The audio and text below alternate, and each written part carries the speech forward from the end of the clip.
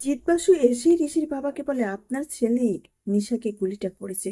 Hello viewer, চোরবাটা সিরিয়ালে আজকের পর্বে দেখা যাবে যে নিশাকে হসপিটালের বেডে রেখে কে এই কাজটা করেছে সে অপরাধীকে ধরার জন্য ছুটে বেরিয়ে গিয়েছে জিৎ বাসু।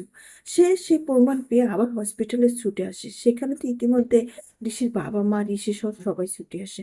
জিৎ বাসু এসে সবার সামনে ঋষির বাবাকে বলে, আপনার ছেলে ঋষি নিশাকে গুলিটা করে নিচে ফেলে দিয়েছে। তখনই উজি বলে, এটা কি করে সম্ভব? আমার এত বিশ্বাস ভালোবাসা তো মিথ্যে হতে পারে না। উজি গিয়ে ঋষির কাছে গিয়ে বলে যে, তুমি আমার দিদিকে এটা কেন করলে ঋষি?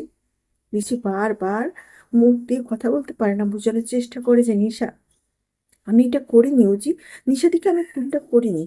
কিন্তু ঋষির উপর থেকে তো উজির বিশ্বাসটা ভেঙে যায়। উজি কি করবে? তার ভালোবাসার মানুষ, তার আপন দিদিকে গুলি করেছে। ঋষির কোথাও গিয়ে ঋষির কথাকে বিশ্বাস হবে উজি? উজি কি সত্যিটা খোঁজার জন্য মরিয়া হয়ে উঠবে? দেখতে হলে চোখ রাখতে হবে সিরিয়াল জোগাড়।